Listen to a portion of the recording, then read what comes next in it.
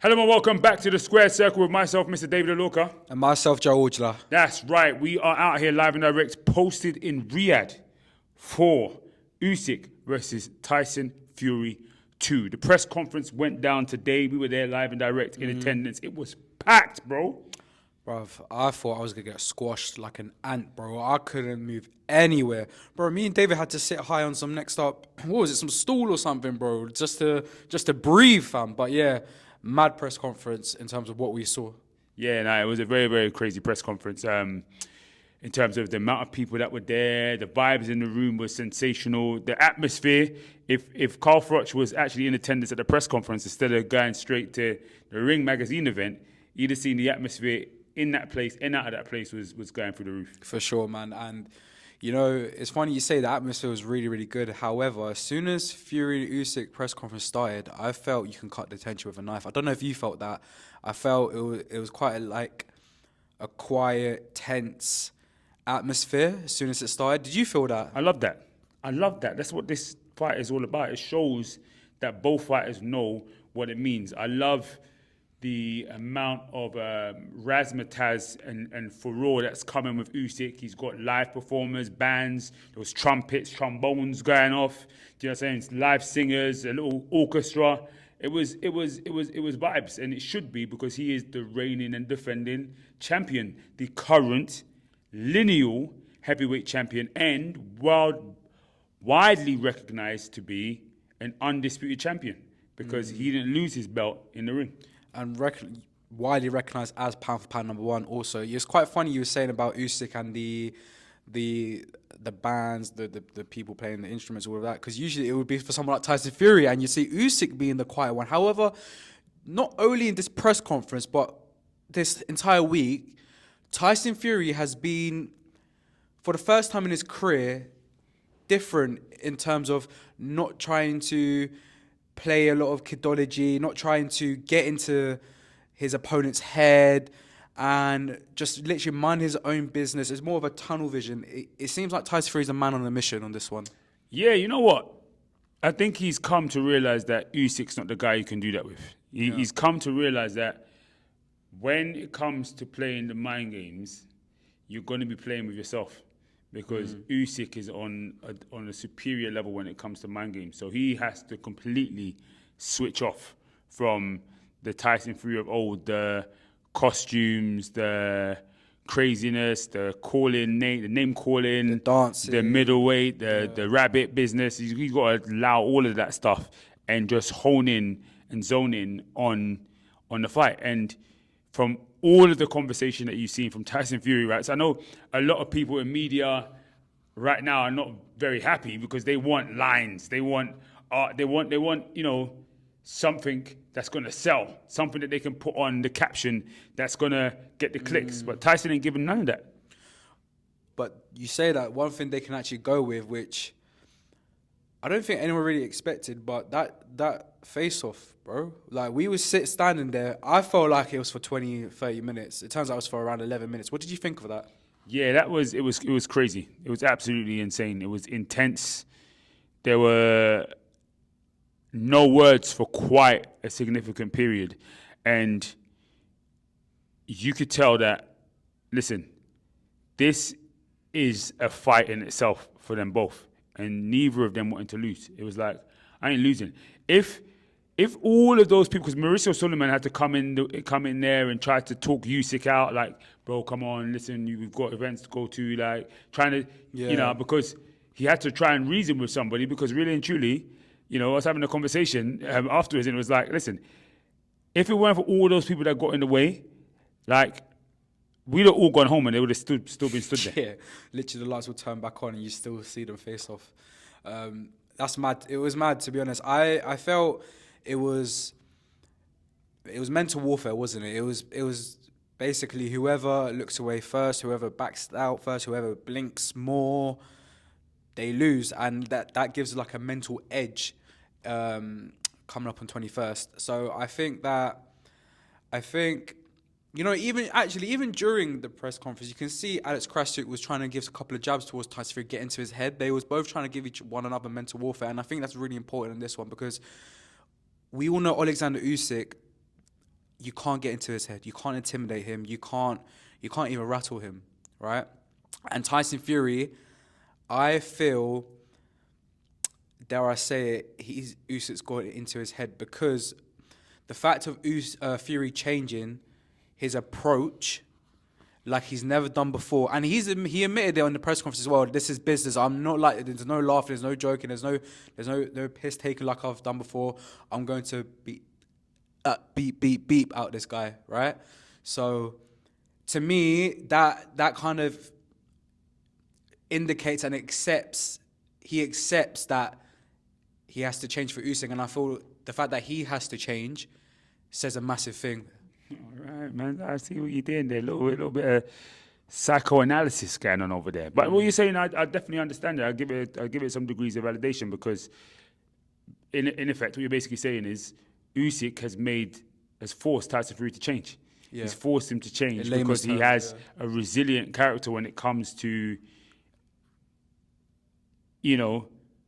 facing name calling and the type of stuff that Tyson Fury is part of his character. However, what that could also show is that, listen, we haven't seen this side of Tyson Fury before. Just because you haven't seen the side of someone doesn't mean the side don't exist.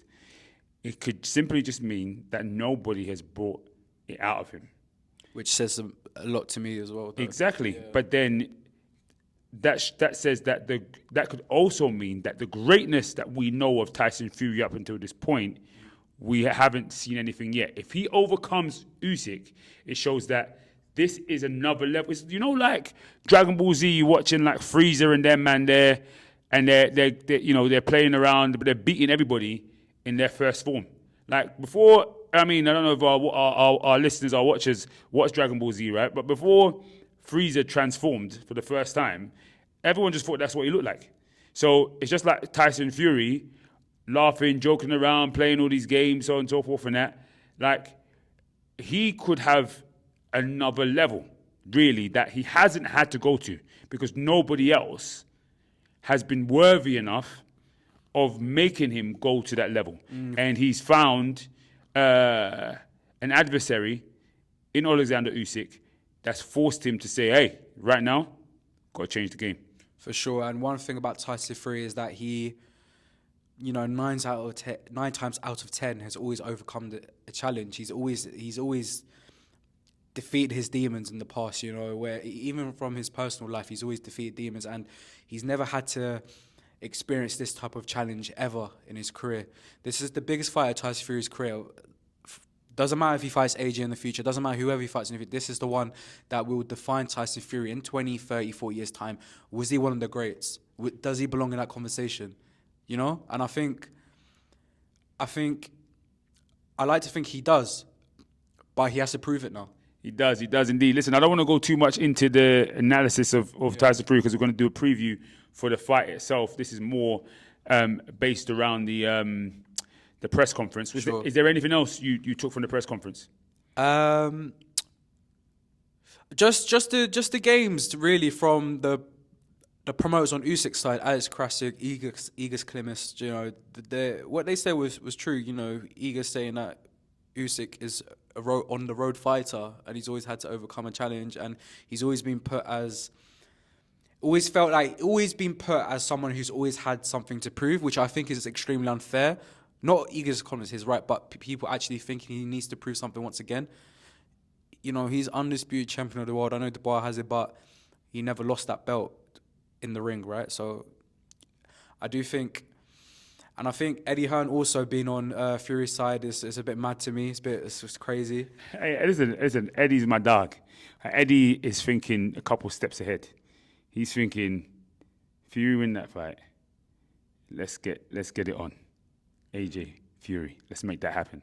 That's what Eddie's thinking, really and truly. I know. It's the long game. It's the game. It's part of. He's thinking about how can the Ducks go in my favor? How can the Ducks go in the road that it works in my favor? And I think that's the game. And then obviously you've got Eddie and Frank, who are pretty close now as well. So, the way in which he would have looked at it a little while back is not the same way he's looking at it now. For sure. Also, I actually found it quite strange seeing Eddie Eddie Hearn, Frank Warren, and Bob Arum on one side on the same team. That is crazy. Hey, Bob Imagine Arum, that 5 years ago. Bob Arum at the press conference. Bro, what was Bob Arum talking about? Bob Arum saying something like, Proper English. yeah, this is how you're supposed to speak proper English with no accent. Telling the Englishman how to speak I was English. thinking, bro, do you really think you don't have an accent? Because every human being has an accent. In fact, if you're speaking English from somewhere else, you actually have an accent that you're speaking English with. Because if you're English, then you're actually speaking it with an actual English accent. Yeah. Bob is on one, but we love Bob. You know what I'm saying? Legend. Yeah, one of the Promoted greatest of Muhammad all time. Ali. One of the greatest of all time. Big man. What did you think of the entertainment? Oh, you mean afterwards? Yeah.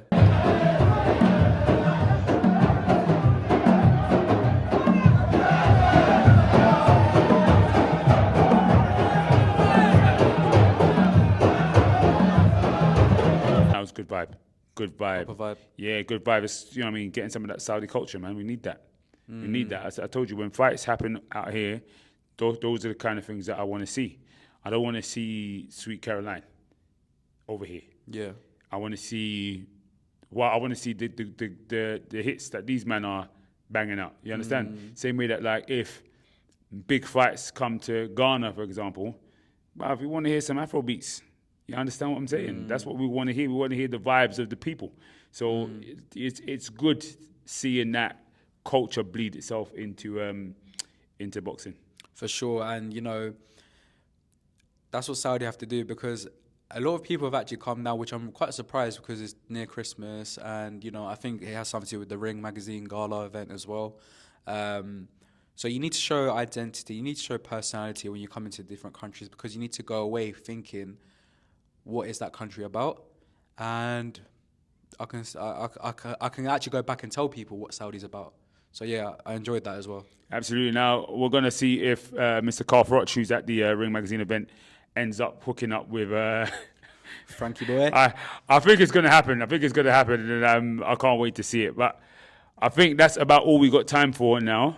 We will be back with another episode pretty soon. I don't know when this is coming out, so you might get another episode. It might be a twofer. You might get a double today, or the next one might come out tomorrow. Who knows? We go play tennis tomorrow.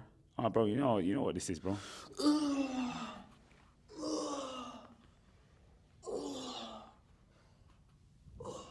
Yeah, You still want to play tennis tomorrow? Someone will say pause on all of that. You still want to play tennis tomorrow? I've seen that. Those sounds are crazy, bro. Listen, thanks for watching. Make sure you get in the comments. Get onto him in the comments, because I don't know what the heck that was. I'm intimidated. Do you still want to play tennis tomorrow? I've seen that. Hit the like button. Hit the subscribe button. You're getting taken out. And we'll catch you again next time. Peace out.